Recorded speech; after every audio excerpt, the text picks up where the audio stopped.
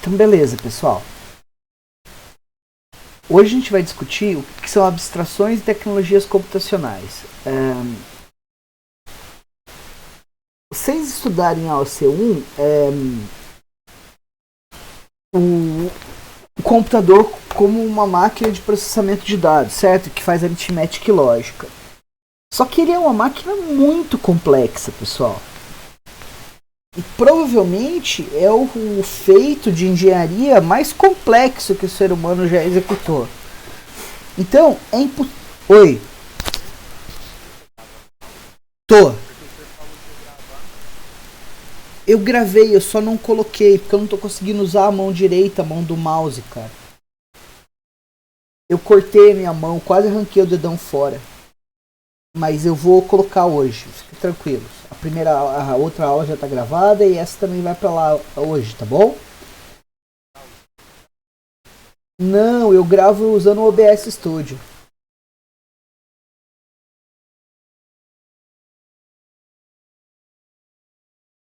O que eu reparei nesses 1 ano e meio dando aula é que o Teams é meio... não é confiável para gravar. Então eu prefiro usar o OBS. Não, sem problema. Mas tá gravado, eu tô colocando no YouTube, que vocês pediram. E eu faço um post no nosso grupo no grupo da disciplina com o link lá no YouTube, tá? E vocês podem favoritar o canal lá se quiserem. Fiquem tranquilos que eu não vou pedir joia nem compartilhar, tá? Porque eu não sou youtuber. Então o computador ele é complexo. Até aí a gente consegue aceitar, certo? Que ele é complexo. Vocês virem a AOC1 que ele é uma máquina complexa. O professor de AOC1 chegou a discutir com você, mostrar o diagrama de um processador para vocês?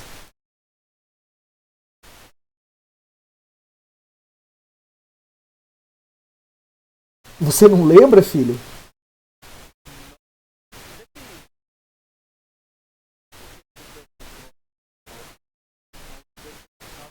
Tá, então, a gente vai estudar isso bastante na segunda parte da disciplina, como que o processador é construído, isso é a organização de computadores, né?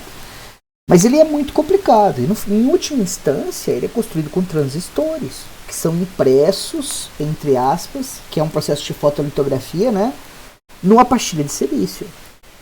Eles são muito complexos. Então lidar com toda essa complexidade de uma só vez é muito difícil, é quase impossível.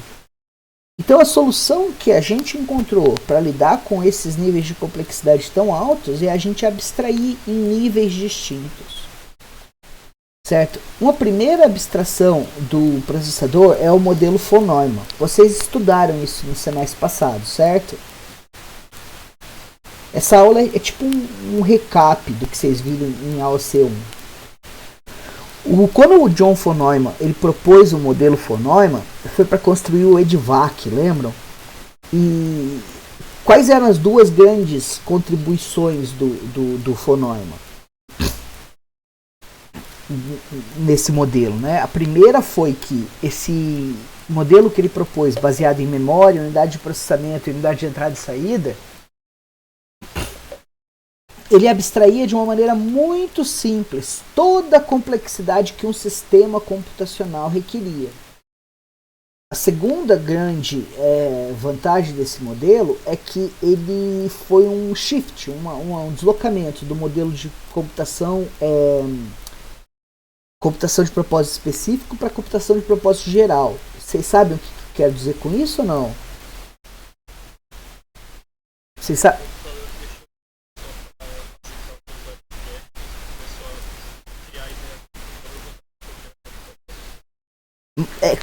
95% isso. É que antes do EDVAC, computadores como o ENIAC e o Colossus, eles eram o que a gente chamava de computadores de propósito específico. Eles eram construídos para resolver um e apenas um problema. Eles não eram programáveis. E com a arquitetura von Neumann e a introdução do conceito de programa armazenado na memória, a memória ela tem que acomodar tanto as instruções quanto os dados.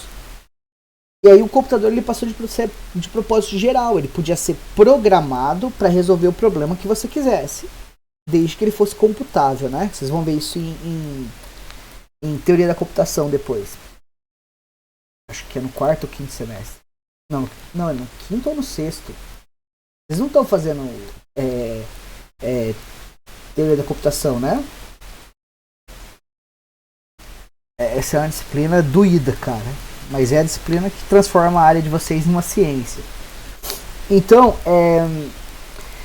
o interessante é que esse modelo aqui, ele não é um modelo de um computador, mas sim de um sistema computacional, uma abstração do sistema computacional. O computador em si só é a CPU, né?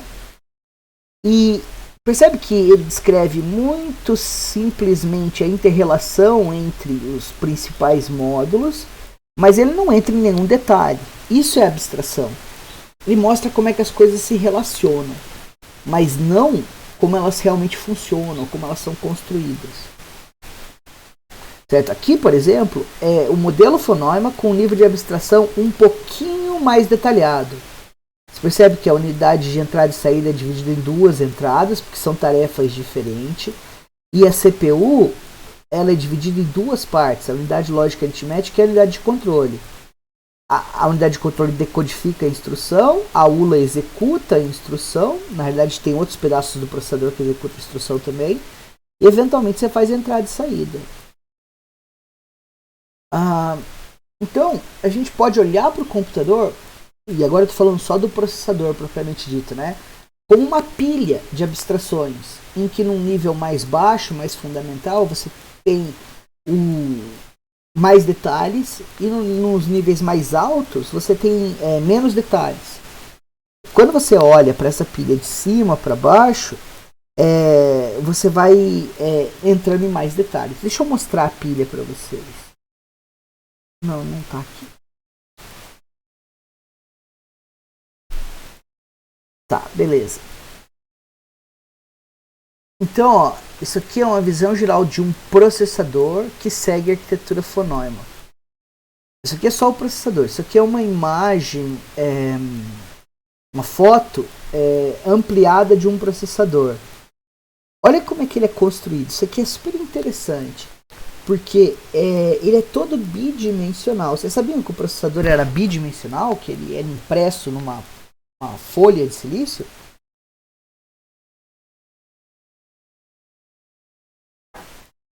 Então, esse pedacinho aqui que está escrito int exec é o core inteiro, é onde está a ULA que faz a aritmética inteira.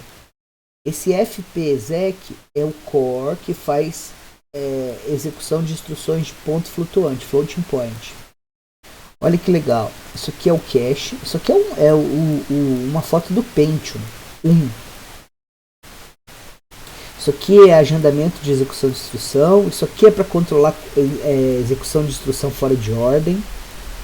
Isso aqui é a interface com o sistema, que controla todos esses sinais aqui de interrupção, de bus, de status e esses miscelâneos. Isso aqui é a decodificação da instrução. Isso aqui é MMU, controla o acesso à memória. Isso aqui é a cache L1, tá vendo que ela está pertinho da execução inteira e da execução ponto flutuante? Isso é importante, para ser bem rápido. Isso aqui é a L2 cache, está um pouco mais afastada e ela é maior, tá vendo? E eventualmente você pode ter até uma cache L3 fora do processador. Mas isso aqui, ó, é uma outra forma de você olhar para o processador. Você olha ele como um diagrama de entradas e saídas. Vocês estão acostumados com esse tipo de nomenclatura? Vocês viram bastante disso em SD, não viram?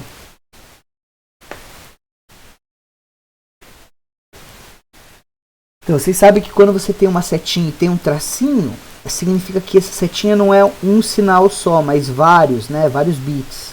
Normalmente a gente fala quantos bits são aqui. Nesse caso aqui a gente tem dados 32 e aqui, se eu não me engano, era 26 ou 22. Mas isso aqui é um modelo simples. Esse aqui é bem mais detalhado, estão vendo? Ó? Esse aqui é o 8051, que foi o microcontrolador mais utilizado até o advento dos processadores MIPS.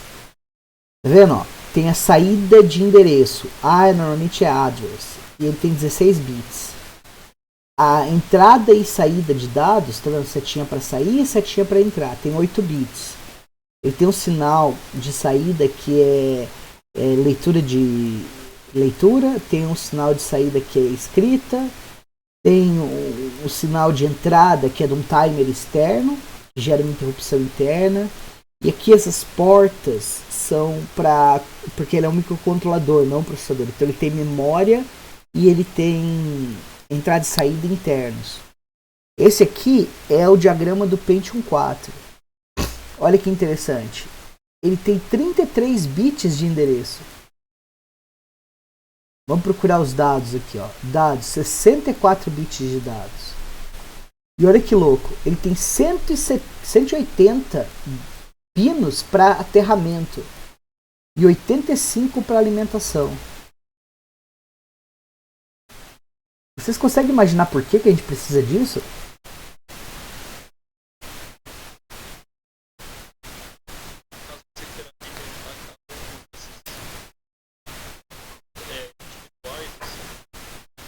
Esse sempre...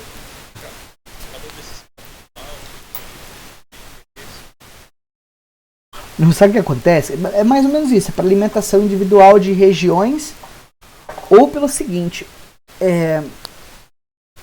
Quando você alimenta um bit ou aterra um bit, você está fechando um circuito elétrico, não é? Para a corrente poder fluir por aquele circuito e aí você tem um movimento de elétrons que a gente usa para fazer o processador funcionar. O problema é que essa energia elétrica ela corre dentro do processador por fios. Passa por transistores e por fios, certo? E tem tanto fio dentro do processador que tem 1 centímetro quadrado, que existe atraso na propagação. Então você alimenta ele em vários lugares diferentes. Um outro motivo para ter vários pontos de alimentação é o seguinte: os processadores eles começaram a consumir muita energia elétrica. Então os processadores a partir do Pentium 3, se eu não me engano, eles têm um negócio que chama gerência de energia. É um módulo que alimenta só as partes do processador que vão ser necessárias para a execução daquela instrução. Porque mesmo quando você usa pipeline, você não pode não estar usando 100% do processador o tempo inteiro. Isso é especialmente verdade nos processadores da Intel. Porque o processador da Intel tem o core legado dele, que é por causa da retrocompatibilidade com a arquitetura 83.6. E ele também tem um core RISC para poder tirar a maior utilidade do pipeline. Programas novos compilados, eles vão quase que exclusivamente usar instruções RISC. Então uma grande parcela do processador vai ficar inutilizado. Por que se alimenta essa parcela? Faz sentido? Alimentar ela vai só consumir energia, gerar calor, diminuir a vida útil do processador, sem uma necessidade intrínseca de usar aquela parte, propriamente dita. Então, isso aqui, fala, alguém vai perguntar alguma coisa?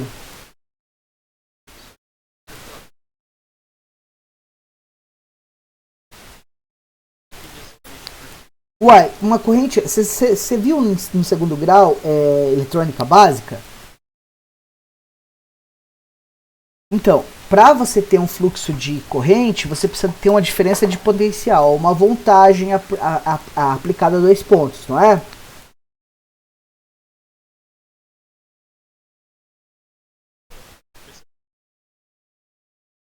Você usa... Exato. E lembra que a corrente elétrica ela flui do negativo para o positivo, né? É o contrário do que a gente desenha normalmente. Porque se você pegar uma pilha, por exemplo, que é uma fonte de energia, ela tem o terminal positivo e o negativo.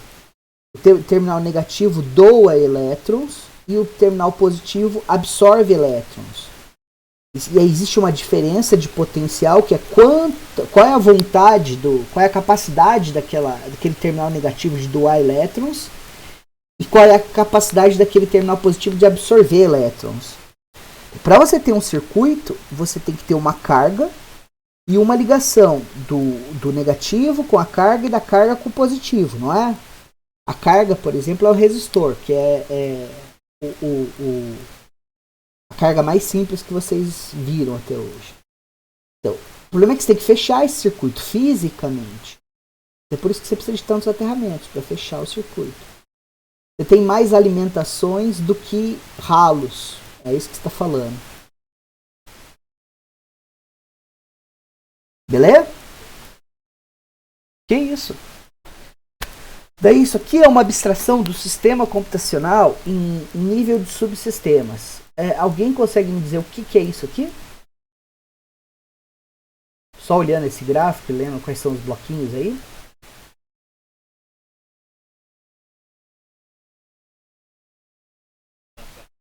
Exato, isso é uma placa-mãe.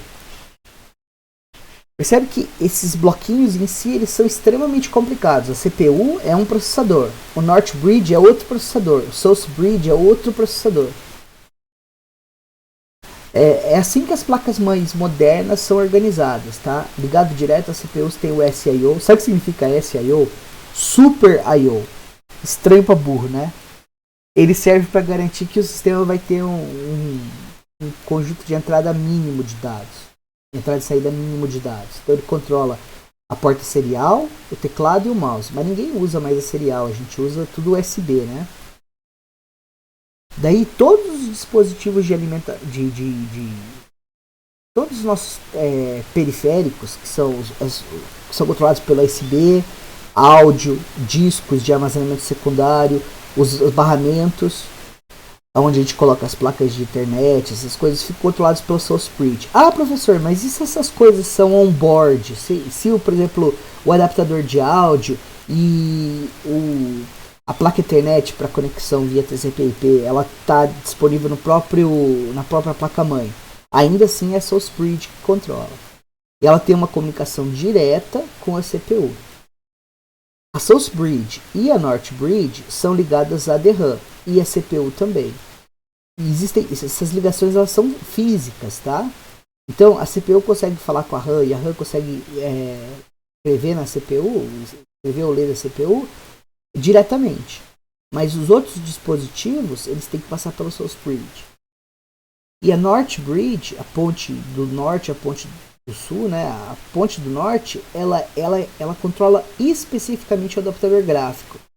Alguém consegue me dar uma boa justificativa para eu ter um controlador específico para o adaptador gráfico? Perfeito. A quantidade de informação trocada é muito grande. Se você tem dificuldade de entender isso, pensa no seguinte: quantas vezes o seu monitor é atualizado por segundo? Fica entre 50 e 60 vezes por segundo. Quantos pixels tem o seu monitor? Se você tem um monitor padrão de sei lá, 720 por 640, pequeno até, né? É de 14 polegadas. Quantos pixels dá isso? E agora pensa que você usa 24 bits para cada pixel. E você tem que atualizar isso. 24 vezes 720 vezes 640 vezes 60. Ou seja, o número de bits por pixel, aí 720 640 é o número de pixels e o número de vezes que você tem que atualizar tudo isso. Isso é o tanto de bytes que você tem que passar por processador por segundo. Tem que atualizar no monitor por segundo, para o adaptador gráfico por segundo. O negócio fica muito mais complicado quando o seu adaptador gráfico é uma placa de vídeo mesmo. Daí ele vai ter memória e vai ter um processador aqui, uma GPU aqui. Beleza? Mas olha esse diagrama de novo. Ele é uma abstração computacional. Porque eu estou pegando... A interface USB é extremamente complicada. Mas ela fica toda abstraída nesse quadradinho. Esse diagrama me serve para quê? Para me dizer como as coisas estão interconectadas e como elas são subdivididas. mas ela não informa sobre a complexidade de como essas coisas, qual é a complexidade necessária para construir essas coisas. Legal? Oi.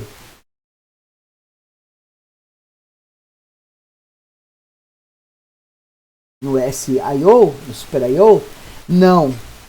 Antes de existir o USB, a gente tinha comunicação serial e comunicação paralela nos PCs. A gente usava dois conectores diferentes. A gente usava o DB9 e o DB25.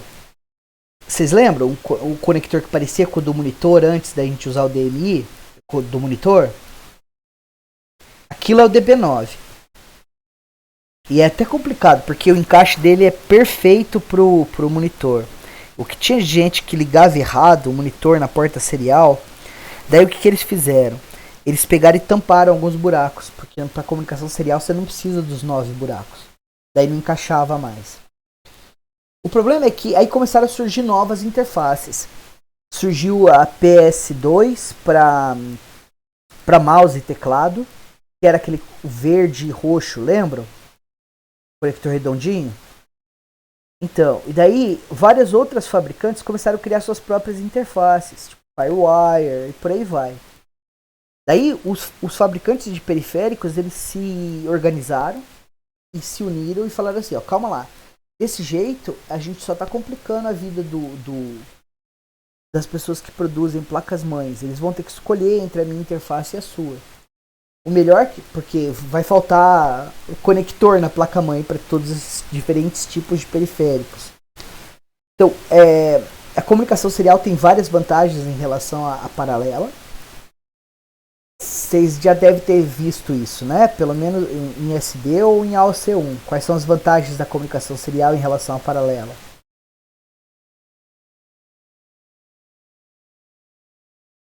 Eu acho que não. Qual que é mais rápida, pessoal?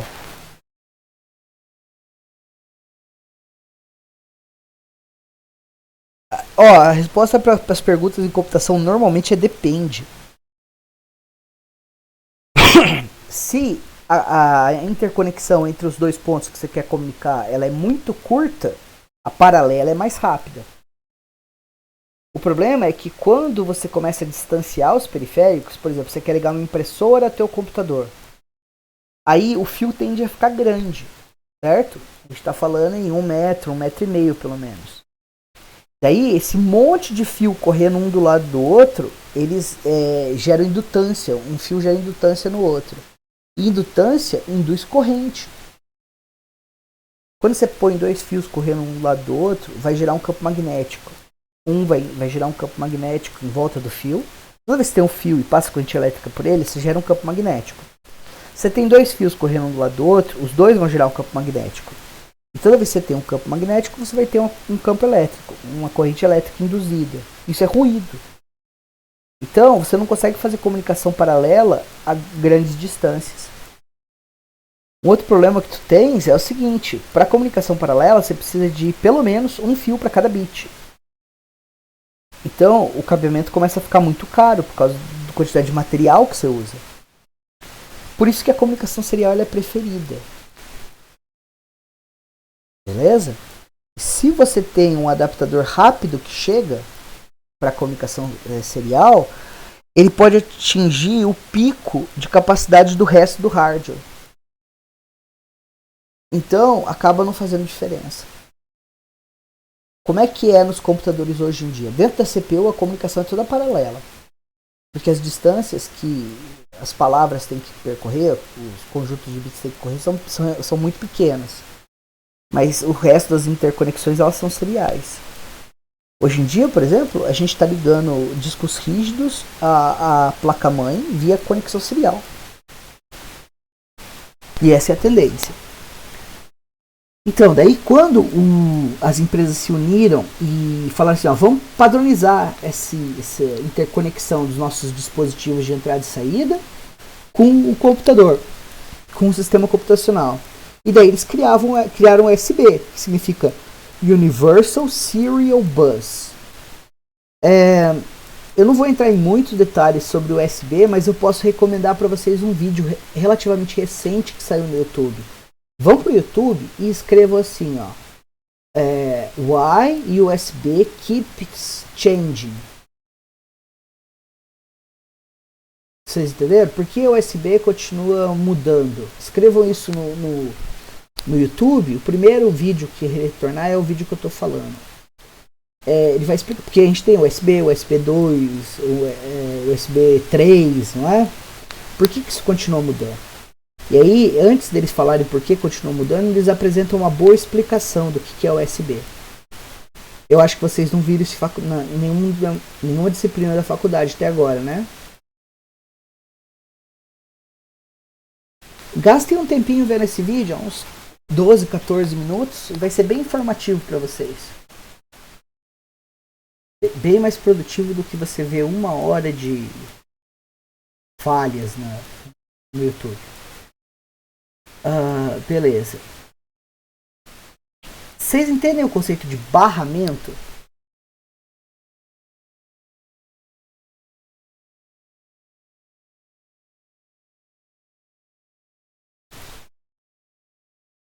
Exato. Imagina que você quer conectar a memória ao processador. E você vai mandar bit a bit de uma palavra que você está lendo de 32 bits? Não. Você vai ter um conjunto de linhas de comunicação, fios, que vão ser conectados em paralelo. Isso que a gente chama de barramento. O interessante do barramento é que ele pode ser dedicado ou compartilhado. Um barramento dedicado, deixa eu mostrar no diagrama para vocês, seria esse cara aqui, ó. Tá vendo? É um conjunto de linhas de comunicação que liga a CPU direto à DRAM. Agora, esse barramento aqui, ó, está interrompido pela Source Bridge. Na realidade, parece que isso aqui é um fio e esse aqui é todo outro, né? Na realidade, são o mesmo barramento. Isso aqui é um barramento compartilhado. O que a Source Bridge faz é falar quem que pode escrever nesse barramento por vez. É tipo um árbitro. Beleza? Esse conceito é bem importante pra gente. A gente vai usar ele bastante na disciplina.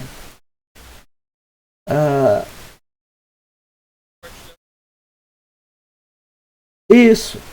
O multiplexador que vocês estudaram em SD serve exatamente para isso.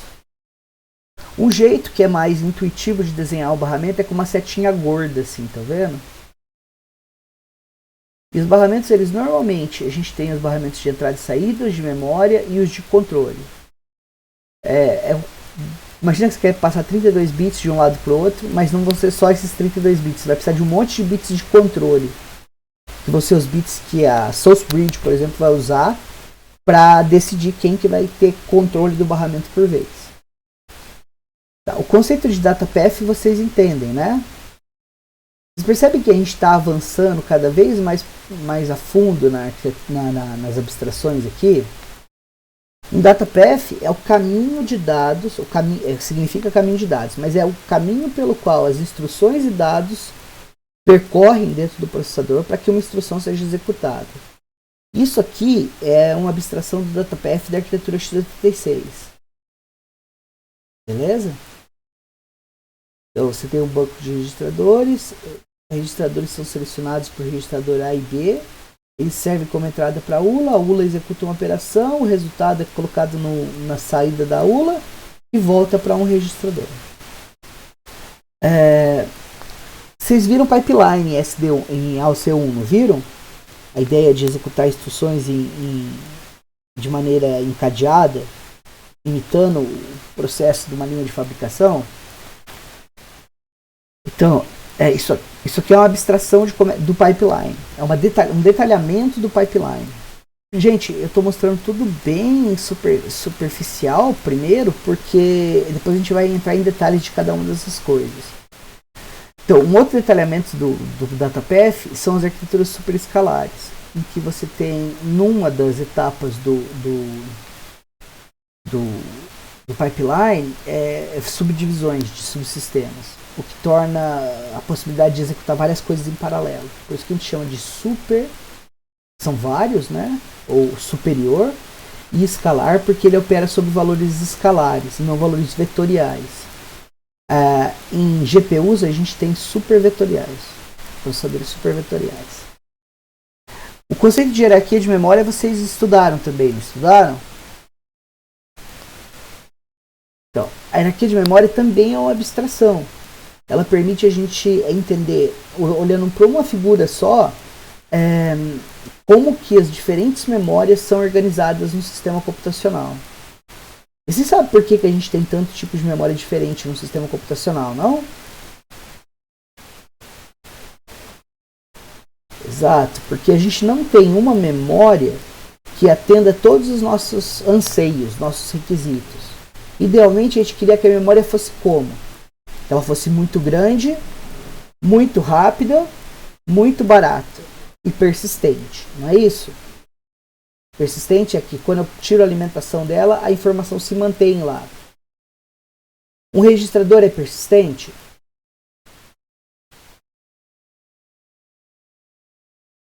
Não, não é, porque ele é construído com transistores, não é? O transistor, quando você tira a alimentação dele, ele para de chavear, a informação se perde. O disco rígido, o HDD, ele é persistente?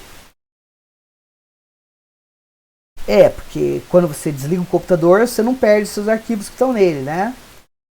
A memória RAM, ela é muito grande?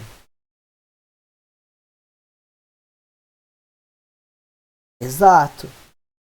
E ela é muito rápida? Mas ela é bem mais lenta do que os registradores ou a memória cache, não é? E qual que é o preço por byte de uma célula de memória RAM? É fácil. Pensa que você tem uma RAM de 8 gigabytes e ela custa... Quanto que custa um pente de 8 GB hoje? 300, 350 com o preço do dólar atual? Então, se você dividir 350 por 8 bilhões, você tem o preço por byte. Por 8 bilhões uns quebrado, né? Agora pega o disco rígido. Um disco rígido tem 1 tera. E quanto que você compra um disco rígido? Mais ou menos o mesmo preço hoje em dia, né? Então você vai dividir 350 por 1 tera. Percebe que a memória de armazenamento secundário, a memória do disco rígido, é mais barata do que a memória RAM? Nenhuma memória das disponíveis tem todas as características que a gente gostaria. É por isso que a gente usa tantas memórias distintas no sistema computacional, para causar a ilusão de que a nossa memória, e aí a gente volta lá na arquitetura von Neumann, que a nossa memória ela é extremamente rápida, extremamente grande, barata e persistente. Percebe que quando o von Neumann descreveu a memória usando o diagrama do von Neumann, tudo que ele queria dizer é que você precisava ter um lugar onde você guardava os dados e as instruções. Agora, quando a gente vai aumentando o nível de detalhamento e a gente chega na hierarquia de memória, aí a gente começa a detalhar como construir essa memória. Quando a gente fala da hierarquia de memória, a gente também vai detalhar como interconectar essas diferentes memórias. Isso é abstração. Você olha para a mesma coisa sobre diferentes níveis de aprofundamento, de complexidade. Então, essa hierarquia de memória ela está organizada por tamanho. Os registradores são aqueles 32 registradores que a gente tem na arquitetura MIPS, né, ou os 8 registradores que a gente tem na x86. Depende, o processador pode ter mais. E são poucos, né? São dezenas.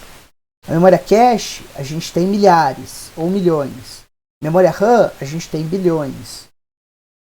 Disco magnético, a gente tem trilhões. E memória de armazenamento terciário, ou aquela que pode ser removida ou inserida no seu sistema computacional, aí, cara, o limite é quantos dela você tem, né? E olha que interessante, também está organizado por velocidade. Os registradores são muito mais rápidos, só que são poucos. O cache é mais rápido do que todas essas outras. A memória RAM é mais rápido que o disco magnético. O disco magnético é mais rápido que o DVD ou uma fita magnética.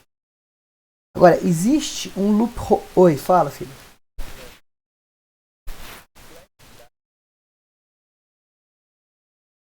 Isso.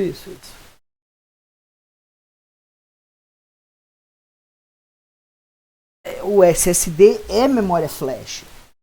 Cara, você pode.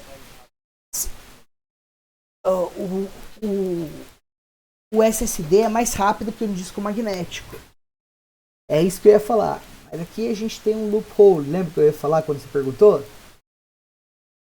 Então, o loophole é o seguinte. Não tem problema. Se você pegar um pendrive, um flash drive, ele vai ser mais lento que o disco magnético. Porque ele vai estar limitado pela velocidade da USB e ele vai ter que passar pela Source Bridge, certo? Então, o disco magnético acaba tendo uma performance melhor, mas não sempre. Tanto que tem sistemas Linux que você instala e você roda direto da USB numa boa, sem estresse. Pega o Raspberry Pi, por exemplo. Você não tem controlador de armazenamento secundário. Porque o flash drive, que é? Ele é memória, a gente fala que ele é memória de estado sólido. Vocês sabem como é que funciona uma célula flash? Gente, é transistorado, é um transistor, é um tipo de transistor CMOS, MOSFET. Só que ele tem uma característica muito interessante, que é a seguinte.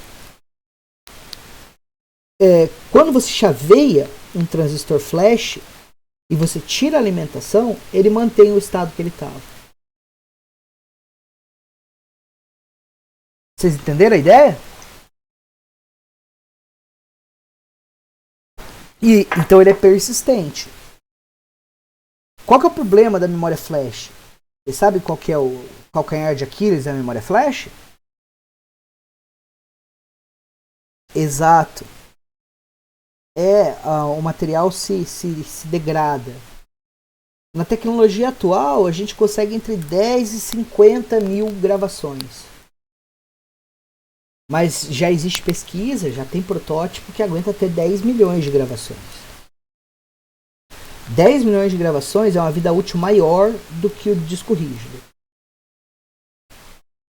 Mas 10 mil é pouco. Então, como é que funciona um drive SSD? Você pode pensar no drive SSD como uma caixinha cheia de pendrives. Que tecnicamente é a mesma tecnologia, ele está usando os transistores flash para construir a memória. A diferença é que um SSD ele tem um processador e ele roda um algoritmo que tenta fazer com que você use de maneira regular toda a memória. Imagina que você escreveu um arquivo no teu disco SSD. Aí você vai abrir esse arquivo para edição e manda salvar de novo. O que o drive SSD vai fazer é não gravar, sobrescrever o arquivo. Ele vai apagar o arquivo daquele lugar, não vai nem apagar na real, ele só vai pegar na tabela de alocação de arquivos dele, apagar a entrada e escrever o arquivo numa outra região da memória que tenha sido usada menos vezes do que a atual em que ele está escrito. Vocês entenderam a ideia? Oi? Isso, porque daí quando o disco estiver chegando perto das 10 mil escritas, o que vai acontecer? O disco inteiro vai estar chegando perto das 10 mil escritas, não só regiões específicas. Assim, ó, quando você começar a ter bad block no teu disco, não vai ser um bad block aqui um mês depois que você comprou o disco e aí o outro bad block aparece dali um mês. Você não vai ter bad block nenhum até que você comece a ter um monte de bad block. Entendeu?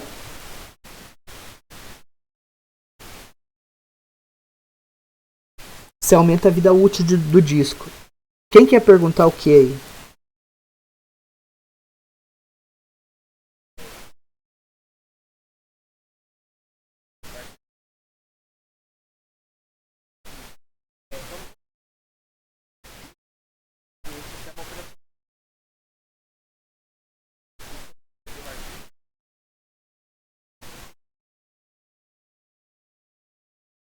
Não. Não necessariamente. Funciona. Eu já dei aula de SO. Funciona assim. O disco rígido ele tem um controlador de disco, não tem? E esse controlador de disco, existe uma versão básica dele escrita no SO. Mas isso é um device driver. Isso pode ser instalado, acoplado ao processador, ao sistema operacional. E se existe um device driver para o teu disco, ele vai sobrescrever o básico do SO. Daí você vai fazer uma chamada, tipo um fprintf, por exemplo, que é para escrever num arquivo. Tudo que você sabe é que você tem um string de dados que vai estar na memória, você vai passar um ponteiro, e você quer escrever ele no disco.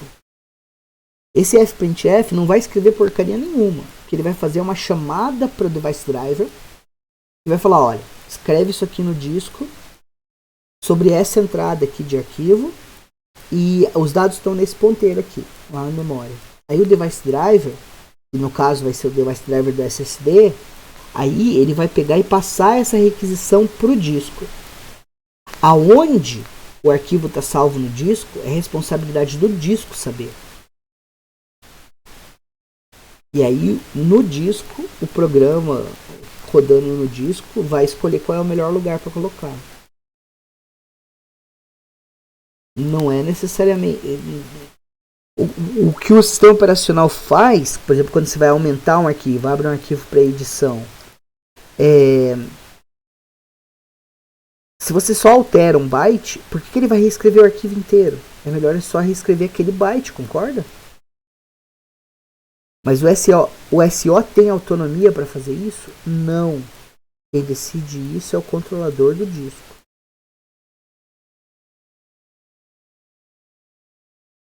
Acredite em mim, eu sei do que eu estou falando.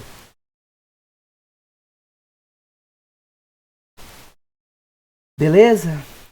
Então, a gente tem uma segunda abstração, uma próxima abstração, que é a abstração do assembly, ou seja, o código de máquina, a linguagem de montagem. Gente, você sabe qual é a diferença de assembly para código de máquina, não sabe?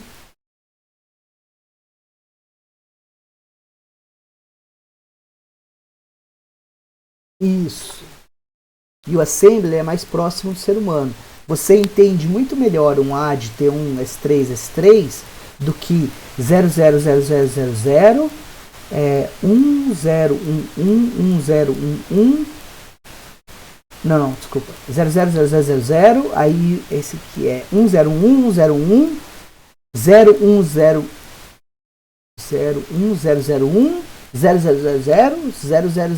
0000, concorda que, cara, eu montei esse código na cabeça. É muito mais fácil você entender isso aqui do que essa sequência de 0 e 1 que eu acabei de digitar para vocês, não é? Então, o assembly está mais próximo da gente. E o código de máquina é o que a máquina precisa para entender. A gente vai nessa disciplina pegar código em assembly e passar para código de máquina à mão. A gente vai precisar fazer isso para depois a gente poder construir o processador. Mas observe o seguinte, o assembly ele abstrai como o processador funciona, não como ele é organizado, como ele é construído. Pensa que você é um programador, te interessa saber como é que o processador é construído? Ou te interessa porque se você souber como ele é construído, você vai escrever melhores programas. É por isso que a gente estuda OC. Mas você precisa ficar pensando, enquanto você está programando, como é que o processador é construído o tempo inteiro? Não. O que interessa para você é saber como é que o processador funciona. E o assembly te diz isso. Beleza? Isso aqui é o código em assembly desse pseudocódigo aqui, esse código em C aqui. Aí a gente tem a abstração da ISA. Vocês estudaram ISA semestre passado, não estudaram? Instruction Set Architecture.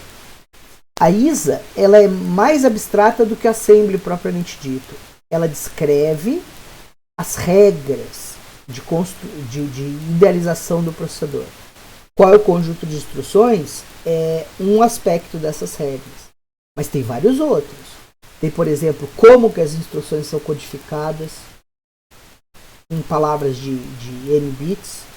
Aí você tem aquele formato R, I, J, lembra? Isso aqui são os formatos de instruções da arquitetura x86. Ela descreve qual é o tamanho da palavra no processador. Lembra que se você tem um processador de 32 bits, o que isso significa? Que os registradores vão ter 32 bits e que as operações lógicas e aritméticas vão operar sobre 32 bits por vez. É isso que significa o processador de 132 bits. E isso é definido na ISA. Ela descreve como que o processador sinaliza para o mundo externo que um erro aconteceu, como o processador responde à interrupção. São esses aspectos, assim, as regras do jogo. A ISA são as regras do jogo de como é que o processador deve funcionar. Aí a gente tem a abstração da microarquitetura, que é como que você organiza os subsistemas. Depois a gente tem a abstração do nível lógico, ou seja, cada subsistema, como é que eu construo eles com porta lógica. Depois a gente tem a abstração do nível elétrico. Cada porta lógica é construída usando transistores. Como que esses transistores são construídos? Isso aqui, por exemplo, é uma porta E. Isso aqui é uma porta OU. Isso aqui é uma porta não. Imagina se você tivesse que entender o funcionamento do computador nesse nível, em que todo o processador era construído usando transistores. Ia ser impraticável, concorda? E é importante? Só é importante na hora que eu tenho que fazer o negócio funcionar. Mas é importante para eu especificar como é que a ISA vai funcionar? Não, eu não quero pensar nesse nível de detalhe. Eu quero pensar nas regras. Tá, e como é que as coisas vão se comunicar entre si? O diagrama de blocos é melhor. Bom, que são os diagramas de blocos, né? Aí tem um monte de coisa de barramento. Tá, o resto aqui vocês podem olhar depois. Mas o importante que eu queria passar para vocês era a mensagem de... Vocês entenderam a ideia da abstração ou não? Que você tem uma coisa que é complexa e você tem que olhar para só aspectos dela, dependendo de que nível que você está trabalhando. E você ignora, abstrai todo o resto. É que nem orientação a objetos. Vocês já fizeram PO1? Vocês estão fazendo. O professor está ensinando para vocês modelagem de classes, não é? Quando você modela uma classe, o que você quer capturar? Suas características e funcionalidades. Mas pega, por exemplo, uma classe que modela um aluno. Que características e funcionalidades são importantes para modelar uma classe aluno? A resposta é depende. Depende esse aluno vai existir em que contexto? Do que se trata? É um sistema gerencial, administrativo da universidade? É. Então, característica, por exemplo, altura não vai ser importante. O que mais que não vai ser importante de um aluno, de uma pessoa, né? Tem as características que são importantes para ele. Por exemplo, o nome, para você poder diferenciar um aluno do outro. O seu número de matrícula, porque você quer poder diferenciar caso você tenha dois alunos com o mesmo nome. Isso acontece. Vai ser importante o seu sexo, a sua religião, por causa de aspectos sociais. Vai ser importante o seu histórico acadêmico. Vai ter as características que são importantes. Mas tem várias outras que não são. Por exemplo, a cor dos seus olhos não é importante. Mas é uma característica de um aluno, que é uma pessoa? A altura do aluno é importante? Percebe que em orientação a objetos você abstrai só as características que são importantes para o domínio do teu problema. A abstração computacional é exatamente isso. Você está lidando com um objeto extremamente complexo, o computador. Dá para você lidar com ele no seu nível de como um todo, no seu nível de complexidade mais fundamental? Não. É muita informação para nós seres humanos tratarmos de uma vez só. Você sabe que tem vários estudos psicológicos que mostram que o ser humano não consegue considerar mais do que 7 informações por vez? E que a maioria das decisões são tomadas, no máximo, usando 3 peças de informação? Vocês sabiam disso que eu tô falando ou não? Já tinham ouvido falar disso? Para e pensa, hoje em dia ninguém mais guarda número de telefone, mas antigamente a gente guardava. Quando vocês eram crianças, vocês deviam saber alguns números de telefone de cor, não sabiam? Como é que você decorava esses números? Os mais importantes, né? Namorada, sua casa, porque afinal de contas você tinha que pedir para seus pais te buscar, né? Mas como é que você guardava esses números? Pega um número, por exemplo. Mas eu vou citar um número de celular para vocês. 992 34 34 43. Como é que eu guardei esse número? Vocês repararam as pausas que eu faço?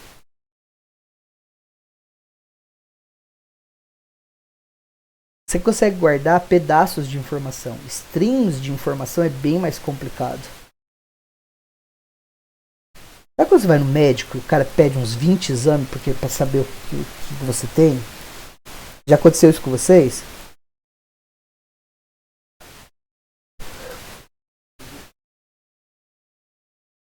Por que ele pede tanto exame? Se ele só vai usar 2, 3 peças de informação para tomar a decisão dele. E ele só vai tomar a decisão dele com base em 2 ou 3 informações daquele monte de exame que você fez. Para emitir seu diagnóstico. Ele pede um monte porque ele não sabe aonde vai estar a informação relevante. A gente tem uma capacidade muito grande de reconhecer padrões. Esse reconhecimento de padrões funciona assim. Você tem aqueles 20 exames. Você vai olhar sistematicamente um a um deles e vai descartar o que não foi relevante. O que pode ser relevante, você coloca numa segunda categoria. E o que é relevante, você coloca numa terceira. Se você tem informação que chega para chegar no diagnóstico com os exames que você colocou na categoria relevante, o médico emite um diagnóstico. Se ele não tem, ele vai olhar para os que podem ser relevantes. Como cientistas da computação, vocês vão programar muito. Você percebe como é que eu descrevi o processo de diagnóstico do médico de uma maneira sistemática, quase que seguindo um algoritmo? A sequência de passos é importante para vocês. Pensar de maneira sistemática, passo a passo, assim. Beleza? E a abstração, ela permite a gente fazer exatamente isso. A gente se concentrar só no que é importante para aquele momento. Para e pensa, eu estou com um problema de memória. Qual parte da abstração do sistema computacional eu tenho que olhar? Tenho que olhar para a hierarquia de memória. Daí eu tenho um mapa da hierarquia de memória. Eu quero resolver meu problema de memória, eu vou olhar onde estão os problemas. A memória está engasgando ou ela está lenta? Se ela estiver engasgando, aí você tem provavelmente um problema na transferência de dados de um tipo de memória para outro. Se a memória está lenta, você provavelmente tem alguma dessas memórias na hierarquia de memória que deveria ser aumentada. Quando o teu computador está lento, o que tu faz? Tu vai e troca a memória RAM, ou expande a RAM, não é? Sempre resolve? Por quê? Porque o gargalo pode não estar ali. Pode estar em qualquer outra interface entre dois tipos de memória. Mas percebe que para resolver esse problema do seu sistema computacional, você não precisa olhar para DataPF, você não precisa olhar para organização, para o Instruction Set Architecture, você não precisa olhar para nada disso. Você consegue enquadrar, zerar num ponto que te interessa. Vocês entenderam o que é abstração de sistemas computacionais ou ainda está nebuloso?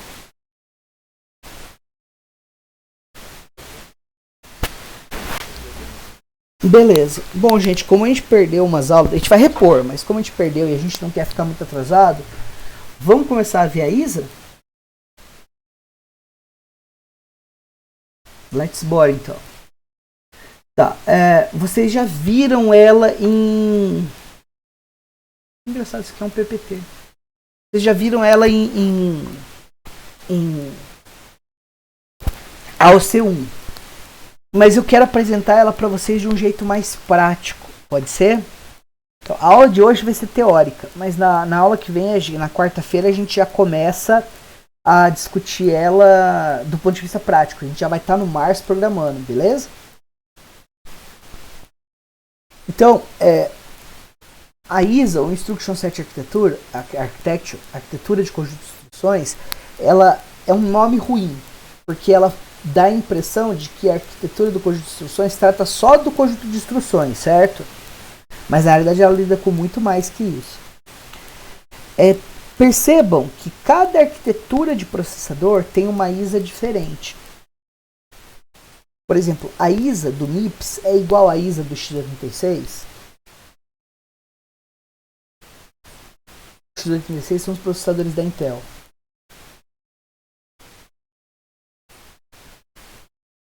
O que vocês acham? Não.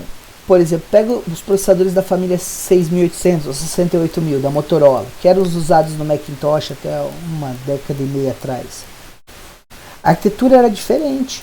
Quando você falava que a arquitetura dos processadores do Macintosh era diferente da arquitetura dos processadores da Intel, o que você estava falando é que a ISA da Motorola era diferente da ISA da Intel.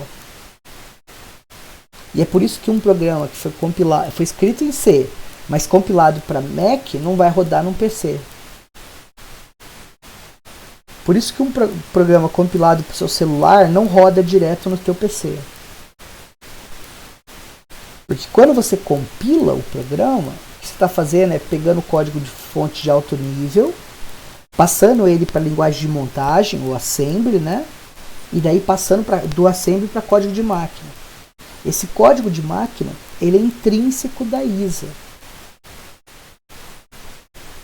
Então um programa, mesmo que ele tenha sido escrito em C, que é genérico, né? Tanto faz se você vai compilar para x86 ou para arquitetura MIPS.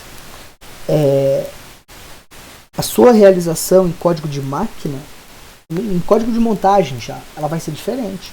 O conjunto de instruções é diferente, o conjunto de regras é diferente. Por exemplo, os processadores da arquitetura x86 têm uma filosofia de funcionamento baseada em cálculo pós-indexado, não, pré-indexado. E eles usam o conceito de acumulação de resultados. Eles têm um registrador que chama acumulador. Na arquitetura MIPS, você não tem isso. O que você tem a maioria as instruções primam por manter todos os operandos em registradores. Todas as instruções são muito simples. Isso aqui vai ficar claro à medida que a gente for vendo as regras do jogo. Deixa eu ver o que mais. Tá. Na aula passada a gente chegou a discutir por que a gente vai estudar a ISA do MIPS e não da x86.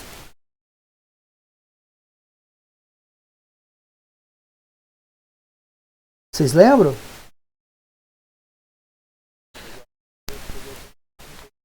Tá, antes da gente falar...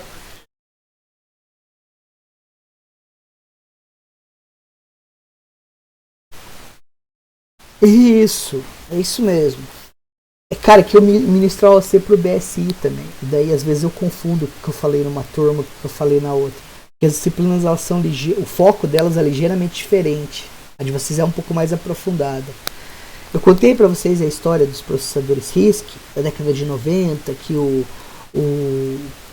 Patterson e o Hennessy falaram assim, não, calma lá, dane-se com esse negócio de retrocompatibilidade. Vamos criar um processador usando as melhores práticas de arquitetura que a gente tem até o momento. Lembra de eu falar disso? Então é isso aí mesmo. Na realidade, a gente escolheu a arquitetura MIPS para ensinar para vocês e não a arquitetura do x86 por vários motivos. O primeiro é que ela é muito mais moderna. Ela serve como uma cama de teste para a gente explicar vários conceitos complexos de uma maneira inteligível para vocês. Seriam possíveis de ser explicados na arquitetura x86? Seriam. mas elas demandariam essa explicação, ela demandaria um conhecimento mais profundo de vocês da arquitetura 286, o que ia levar muito tempo. Para vocês terem uma ideia, eu fiz 3 disciplinas de microprocessadores no colégio, e a arquitetura que a gente estudava era a x86.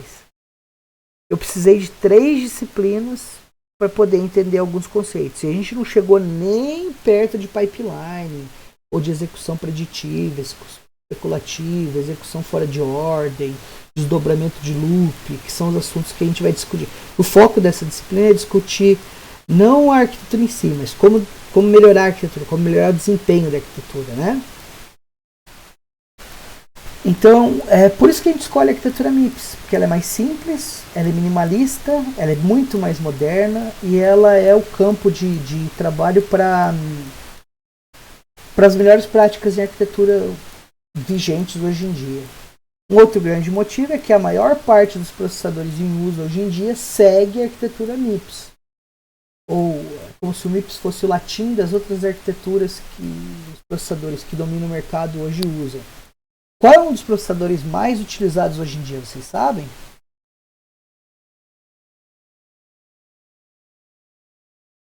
Isso. Processadores da arquitetura ARM são largamente utilizados, principalmente por causa do advento do smartphone, né? E tem muito mais ARM em funcionamento hoje do que processador da Intel. E a arquitetura ARM é uma variante da arquitetura MIPS. Então, basicamente, em vez de ensinar espanhol para vocês, eu vou ensinar o latim, a raiz da coisa. Tranquila a ideia? Essa escolha está respaldada no fato de que tudo quanto é universidade que presta no mundo usa essa arquitetura para ensinar você. Então tá, vamos falar da ISA da arquitetura MIPS, então, agora que meio que vocês já a gente já contextualizou. Então, ISA significa Instruction Set Architecture. E, na realidade, ela, como eu disse para vocês já, né? Ela descreve como o processador deve funcionar. A ISA não especifica em nada como o processador deve ser construído. Ela fala assim, o processador deve funcionar desse jeito. Ela fala, por exemplo, para vocês, o processador deve ter uma instrução capaz de somar 2 números. Essa instrução ela vai ter um formato. O formato vai ser o seguinte, os 2 números que você quer somar, eles têm que estar no registrador, e o resultado dessa soma vai para um outro registrador. Alternativamente, um operando pode ser uma constante e tem que ser codificada diretamente na instrução, mas o resultado da operação vai para o registrador. É isso que a ISA diz para a gente. Ela fala para você o seguinte, como construir o somador. Ela fala para você, usa um processador do tipo Ripple Carry, que é um somador do tipo Ripple Carry, que é o que vocês estudarem em SD. Ou ela fala para você, não, mas você tem que usar um somador do tipo Carry Look Ahead, que é mais rápido. Não, ela não fala isso. Isso é uma decisão organizacional, de como construir o processador.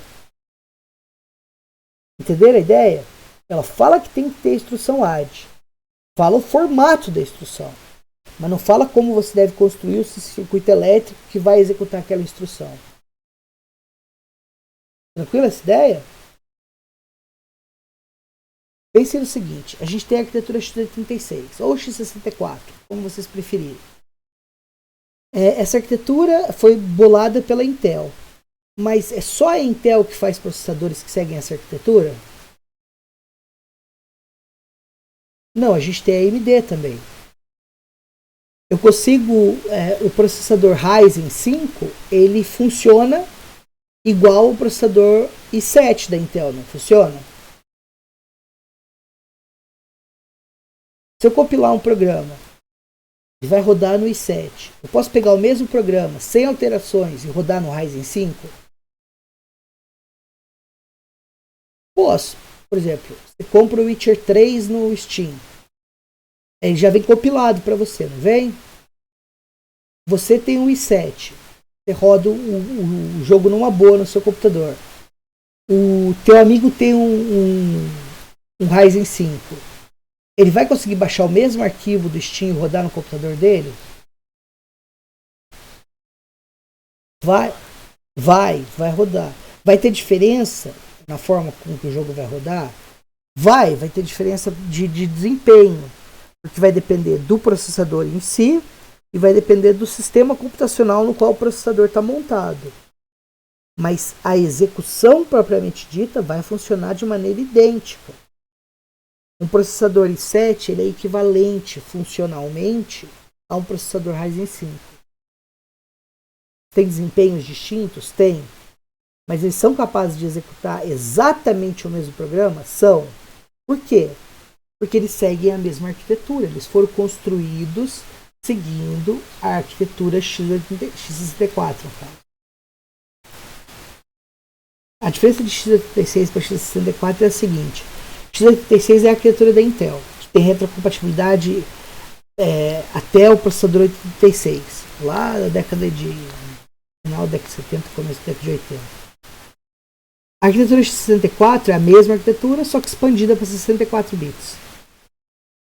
Quando a gente fala de x86, a gente está falando de 32 bits. Beleza? Então a ISA, ela fala como o processador deve funcionar e não como ele deve ser construído. É por isso que a Intel pode construir um processador da arquitetura x86 e a Ryzen e a AMD construir um processador e segue as mesmas regras.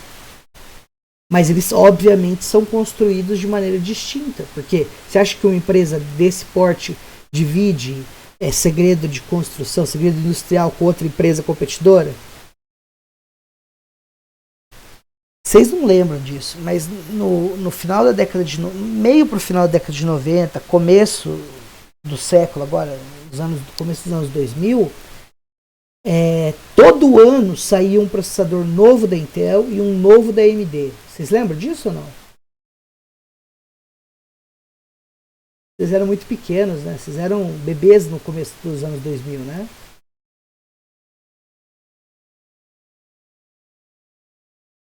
Meninos, vocês têm em volta de 20 anos, não é? Então vocês não lembram disso. Mas funcionava assim, todo ano saía um processador da Intel e um processador da AMD. E eles ficavam se alternando, qual que tinha o melhor desempenho. Num ano a Intel era melhor, no outro a AMD era melhor. Daí a Intel voltava a ser melhor, daí a AMD passava na frente. Isso aí meio que morreu lá por 2010, assim. Mas isso acontecia. Ambos criavam processadores que eram compatíveis, implementavam a arquitetura x86. Mas como eles construíam esses processadores variava. A Intel conseguia melhorar o desempenho sem mudar nada, só diminuindo o tamanho do transistor. Daí vinha a AMD e colocava mais cache no processador. Daí vinha a Intel e pegava e mudava todos os circuitos aritméticos para serem circuitos aritméticos de alta performance. Aí vinha a AMD e introduzia a ideia de execução fora de ordem. Então, eles faziam inovações e mudavam como as instruções iam ser executadas, mas não quais eram as instruções. Ficou claro isso para vocês? Maravilha, então. Então a Instruction Set ela descreve só como o processador funciona. Ela pode ser descrita como uma visão funcional do processador. Se é um programador, você quer saber como é que o processador funciona para programar ele. Não necessariamente como o processador foi construído. Você não precisa olhar para a organização do processador. Tudo que você precisa saber é a ISA dele. Que assuntos que a ISA trata? Ela trata dos tipos de dado inicialmente. Ou seja, esse processador vai ser capaz de executar instruções aritméticas e lógicas sobre quais tipos de dados, sobre quais conjuntos de números. Antigamente, os processadores só executavam operações inteiras. Se você queria fazer operações de ponto flutuante, você tinha duas opções.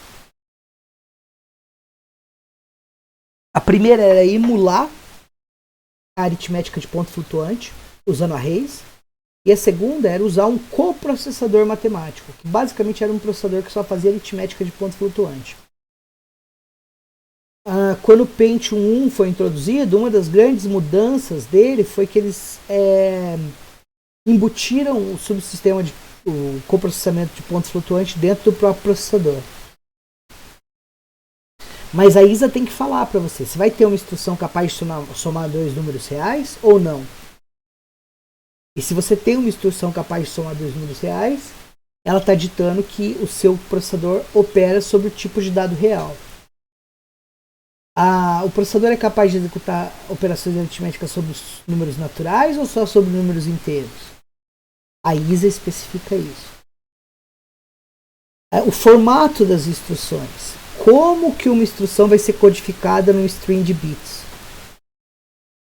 Por exemplo, na arquitetura x86, a forma é a seguinte. Existe um código binário que identifica qual é a instrução. Esse código tem 8 bits. As primeiras instruções elas conseguiam ser codificadas direto em 8 bits. Por causa que com 8 bits você representa quantos números diferentes?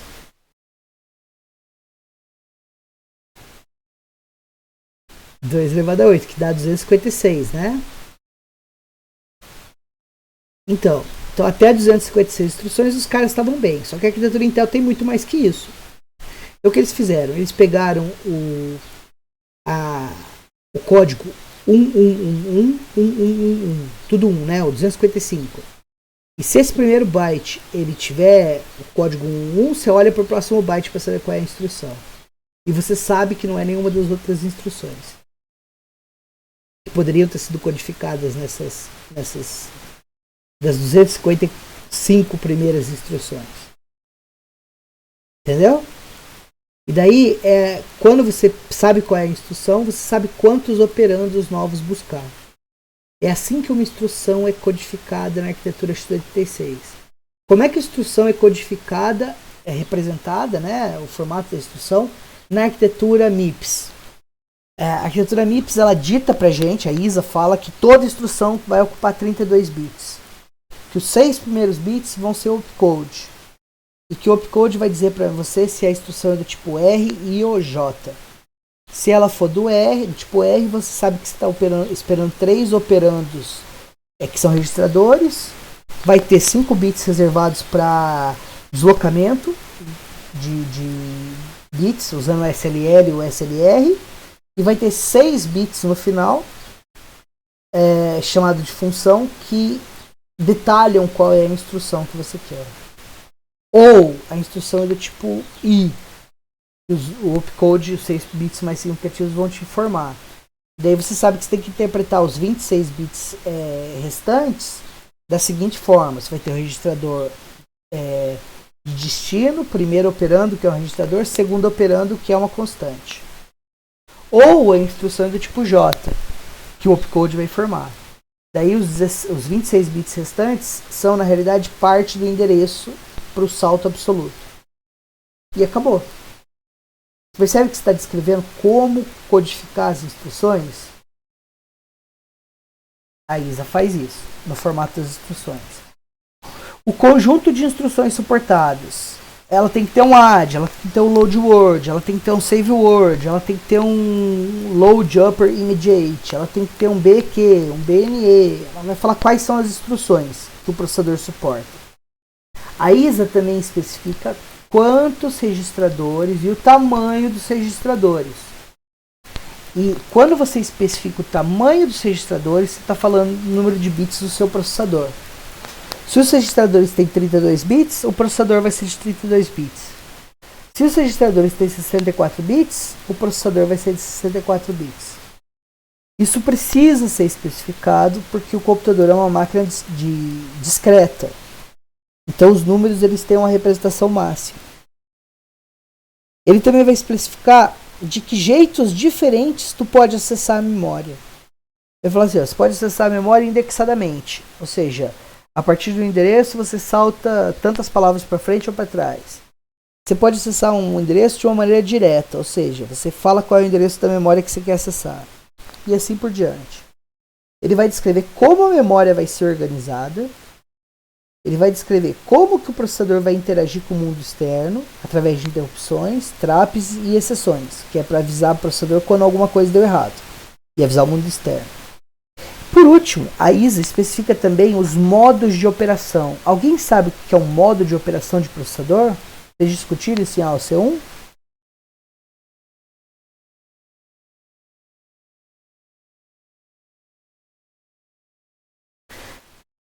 Então, pensa o seguinte, você é uma pessoa mal intencionada e você está aprendendo assembly, daí você fala assim, beleza, estou pronto para escrever meu primeiro vírus.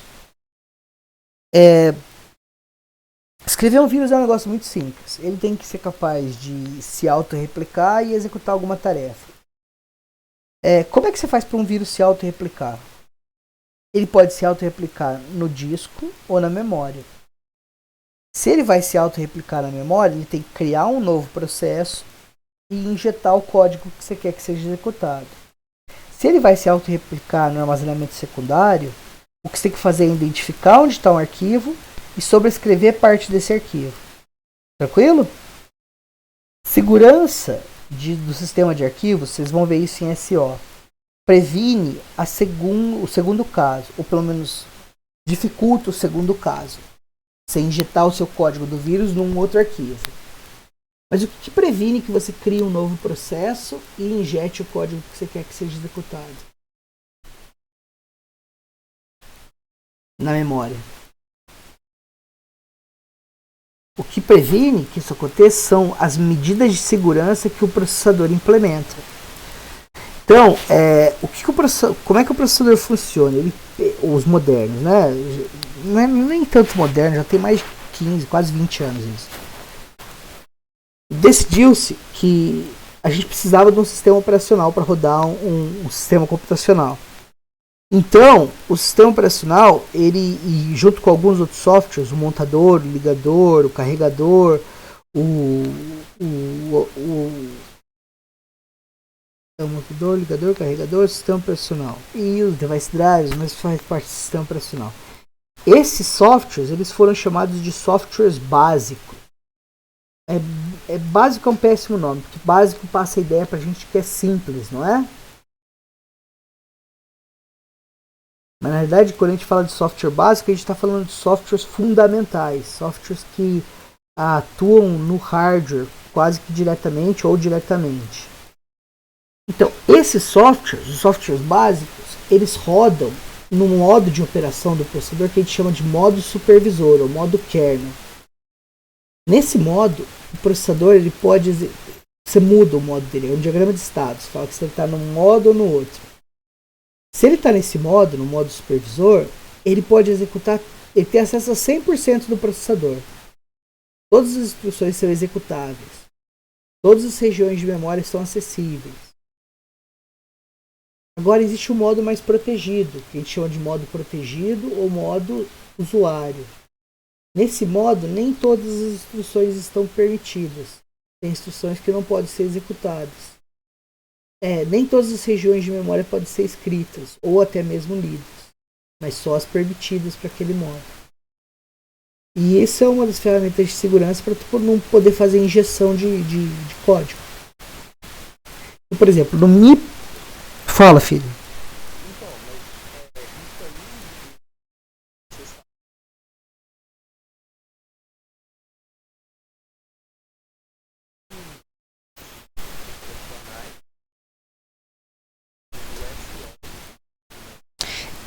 Não, funciona assim. Sim. Mas como é que o sistema operacional garante isso? Ele garante da seguinte forma. Quando o processador boota, ele tem um flag de modo que está habilitado para o modo supervisor. O modo kernel, né? E esse programa, ele vai começar a carregar na memória. O sistema operacional, ele vai passar do disco rígido para a memória. Daí, você só pode alterar de modo se você tiver... Só pode mudar para o modo usuário se você estiver no modo supervisor. Entendeu? Eu tenho um programa, ele está carregado na memória, ele está em modo supervisor. Daí eu quero mudar o processador para modo usuário. Eu só posso fazer isso do endereço de memória, onde está uma instrução, do programa que eu carreguei inicialmente, onde está o modo supervisor. Efetivamente, o que eu estou falando é, o programa existe numa região de memória onde essa região de memória foi carregada no modo supervisor. Então, uma instrução que muda de supervisor para usuário só pode sair daquele conjunto de endereços de memória. Exato. Por isso que se tu quer fazer porcaria no computador, a primeira coisa que você tem que fazer é ganhar, é conseguir logar no computador, conseguir estar executando programas no computador no modo usuário, no modo supervisor. Porque você tem uma limitação de hardware. O negócio vai mais longe do que software. É mais fundamental. E se eu quero fazer porcaria, o que eu vou querer fazer? Eu vou querer logar no sistema com o modo supervisor. Porque daí os programas que eu vou poder executar, percebe que se eu estou logado no modo supervisor, eu sei que o meu processador está no modo supervisor. Só que se no modo supervisor eu abrir o Word e eu executar o Word vai estar no modo usuário. É um outro programa, não é? Mas do modo supervisor eu consigo executar o Word no modo supervisor.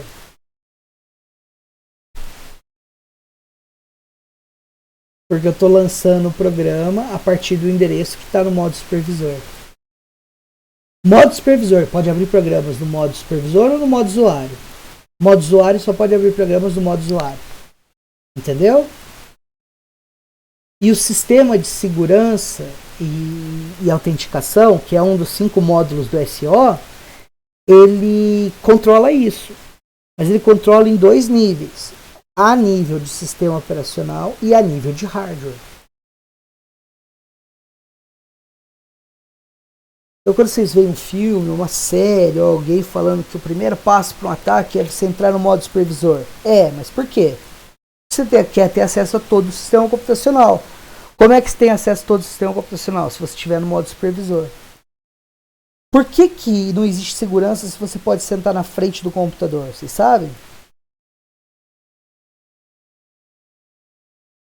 Se você senta na frente do computador, você consegue colocar ele em modo supervisor.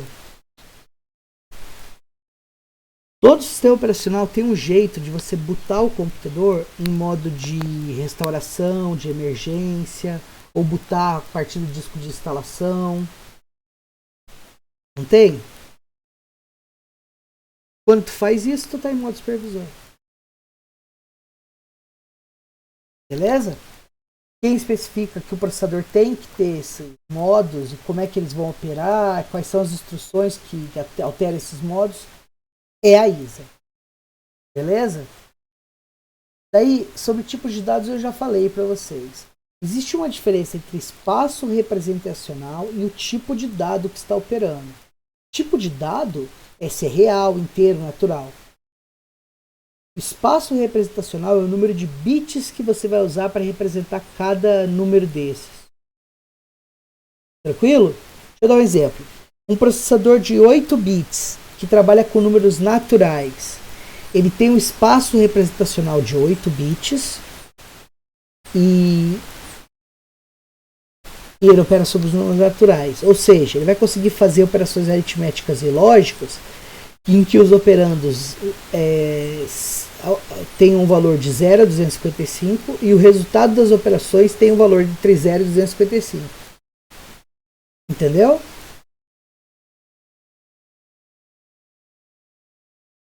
Se você tem um processador de 16 bits que opera sobre os números naturais, esse processador vai ser um processador de 16 bits e ele vai poder fazer operações que geram resultados entre menos 32 mil e uns quebrados até mais 32 mil e uns quebrados. É diferente da matemática tradicional, em que você não tem um limite nem inferior nem superior dos números que você vai representar. O computador é uma máquina finita. O espaço representacional dita quais são os valores maiores e menores valores que você pode representar. Aí você pergunta para mim, professor, e se eu quiser fazer um cálculo em que o resultado que eu gero é maior do que o meu espaço representacional? Daí duas coisas podem acontecer. A primeira é o seu programa produzir um resultado errôneo, e é para isso que servem os flags. Me fala se aconteceu um overflow, um underflow. E eu posso escrever um programa que opere sobre maiores números, ou seja, eu implemento os números usando arrays. E aí eu escrevo funções que fazem as operações aritméticas para mim. Esse é o workaround para fazer com que o processador opere sobre números maiores do que os limitados pelo espaço representacional. O problema desse workaround é que ele é bem mais lento do que você executar nativamente uma instrução. Fazer uma soma de 32 bits usando uma única instrução. Você vai ter um programa para fazer isso. Vocês chegaram a fazer em IPC ou... Vocês não têm IPC, vocês têm programação procedimental ou em estruturas de dados, um programa que faz isso? Por exemplo, o professor passa um enunciado assim: escreva um programa capaz de somar dois números de 20 dígitos cada.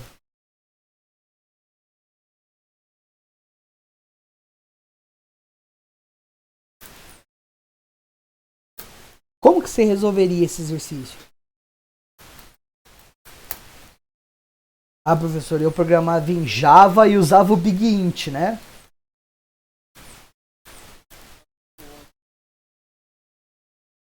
Isso te dá 64 bits. Isso resolvia. Tudo bem, então vamos mudar um pouquinho. Em vez de 20 dígitos, que tal 2000 dígitos?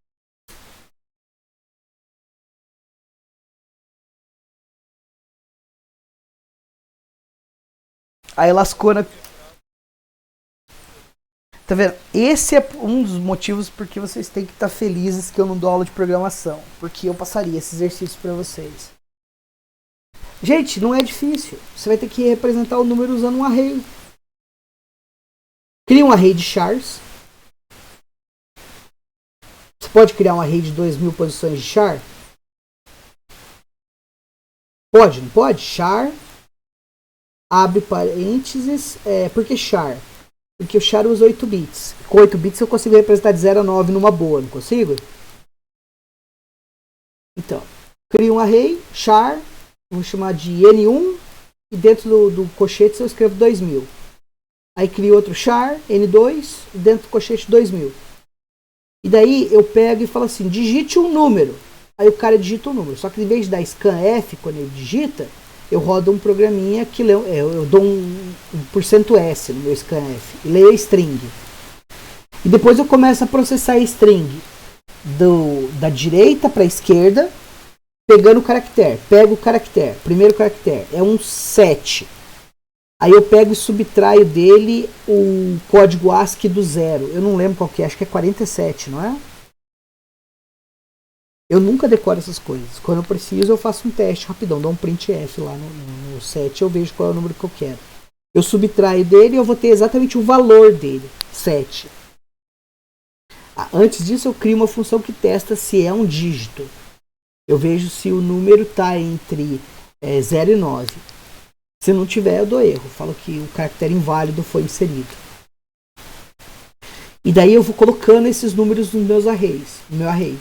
E componho o array de 2000 números. E daí o que eu faço? Eu escrevo uma função que eu chamo de soma. Daí a soma ela vai receber duas strings de números como argumentos. E daí ela olha para o primeiro número.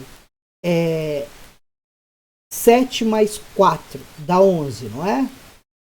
Eu escrevo 1 na primeira casa do resultado e eu passo 1 para o anterior, para o próximo número.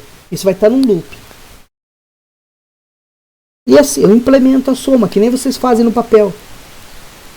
Você percebe qual é o limite do espaço representacional que eu tenho aí? O limite é quanto de memória eu tenho. Concordam? Vocês entenderam como escrever esse programa?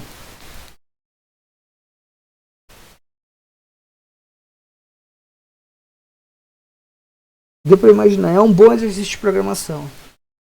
Na realidade, a gente usa o computador para fazer cálculos com números muito maiores do que o espaço representacional do computador. E como é que a gente resolve esse problema? Exatamente como eu descrevi para vocês. Se você está usando Java, a gente tem classes que implementam esses números. A gente tem Big Int, Big Float. Se você está usando C, você pode usar uma biblioteca chamada Boost. Que além de implementar números grandes, ela também implementa números complexos, números irracionais. Ela implementa intervalos. Uma aritmética que não é suportada diretamente nas instruções. Então, você pode usar o computador para resolver qualquer problema matemático. A questão é, você vai resolver ele nativamente ou você vai ter que escrever um programa para fazer aquela aritmética? Nativamente, os processadores eles suportam só números naturais, inteiros e reais. E mesmo os reais têm limitações. Vocês devem ter estudado ponto flutuante SD, e o professor falou de ponto flutuante, problema de espaço representacional, faixa de representação. O problema surge do fato de que os números reais, eles são... Tem o teorema dos números reais, né? Que entre dois números reais existem infinitos números reais. Então, como é que você representa uma coisa que é infinita num número finito de bits? Você não representa exatamente, você só consegue representar uma aproximação. Por isso que quando você compara, faz um cálculo com um número e pega o resultado e dá um número real, compara com outro número real, às vezes você está lendo 0 é igual a 0 e dá falso. Por quê? Porque o zero que está aparecendo é uma aproximação para você. Na realidade ele não é zero, é 0,00000000001. Não é zero. Então, um bom jeito de você evitar esses problemas quando você está programando é o seguinte: antes de fazer uma comparação com números reais, passa eles para inteiro. Você garante que você não vai ter esse problema. Beleza? Então, é o que eu estou falando. Na ISA do MIPS, a gente tem conjuntos naturais, inteiros e reais. E, como eu falei, outros conjuntos como os complexos, os racionais, a gente representa usando bibliotecas, ou seja, a gente implementa um programa que faz aquela aritmética sobre aqueles tipos de dados específicos. Na arquitetura MIPS, a gente tem 3 formatos de instrução. Os formatos são R, U, I e J. Vocês viram isso semestre passado, não viram?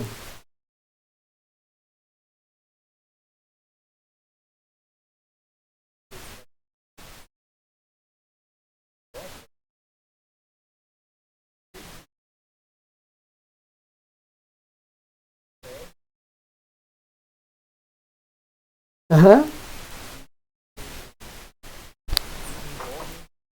Uhum.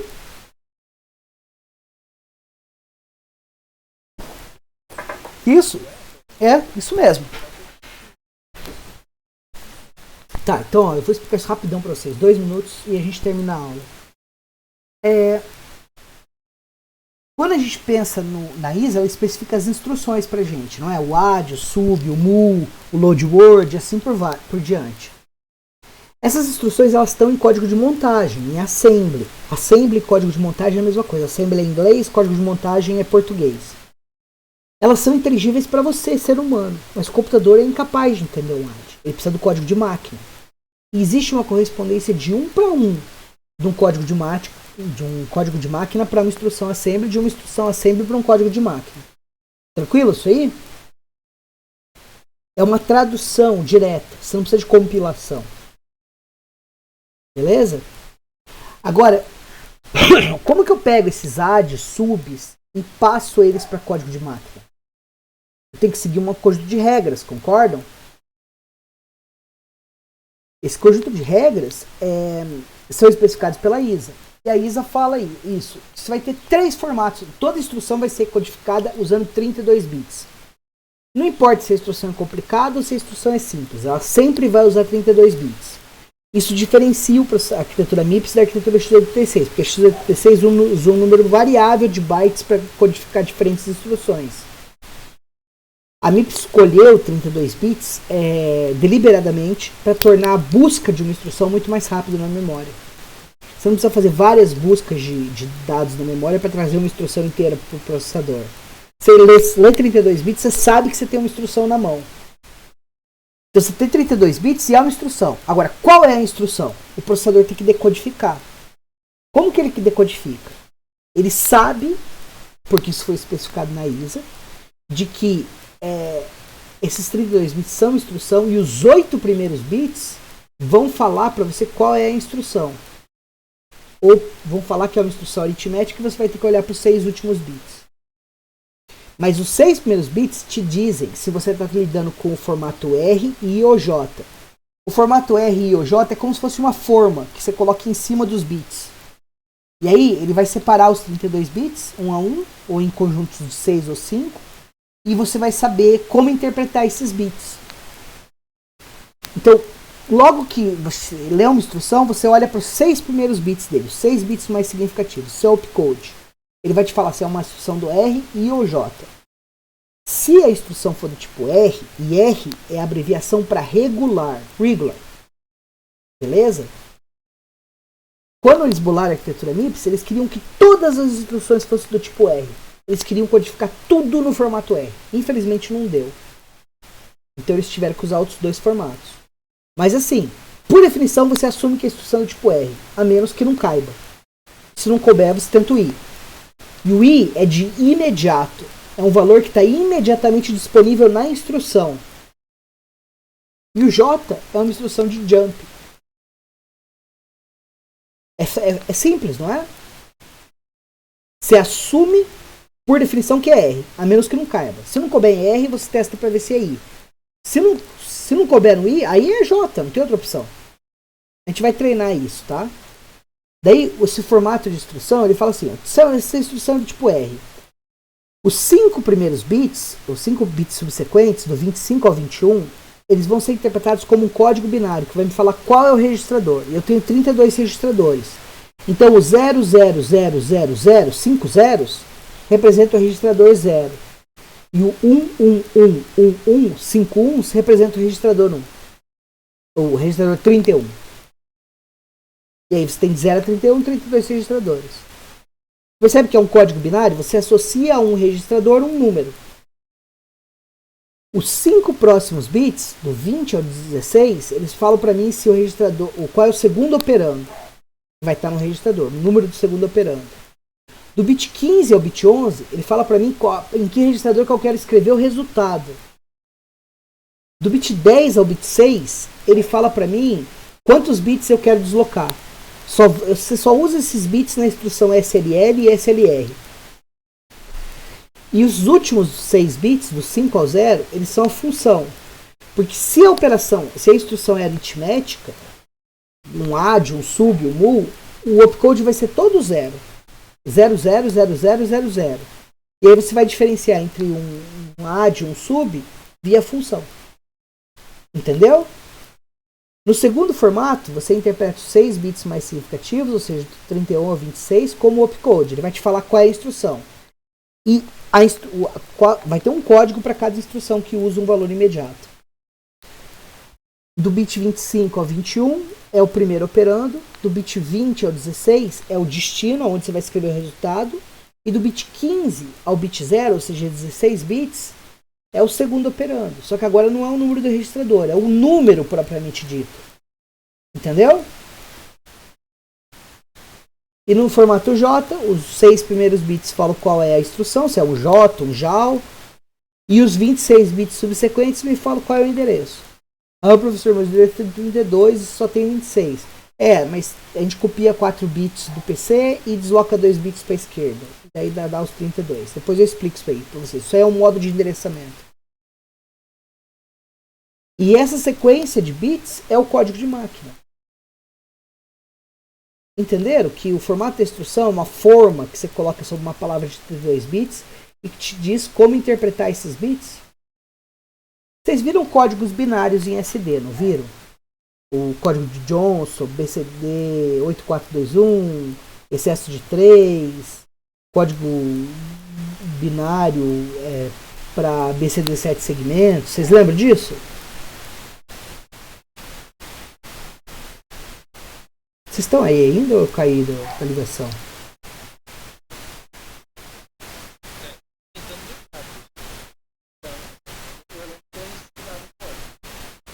Então, na realidade o que a gente tem aqui é um código binário. Quando você olha para uma sequência de bits, a gente tem a tendência de olhar para eles e pensar num número. Converter aquele binário para decimal, não é? Mas uma sequência de bits ela não é necessariamente um número. Você pode atribuir o significado que tu quiser para ela. É uma decisão sua. É arbitrário. Beleza? A gente não vai se preocupar com isso em nível de programação. A gente vai se preocupar com isso quando a gente for construir o processador. Gente, eu acho que a gente para por aqui hoje. A gente continua discutindo o resto da ISA na quarta-feira e já escrevemos nosso primeiro programa. Falta muito pouco, uns 15, 20 minutos eu termino esse resto aqui. Beleza?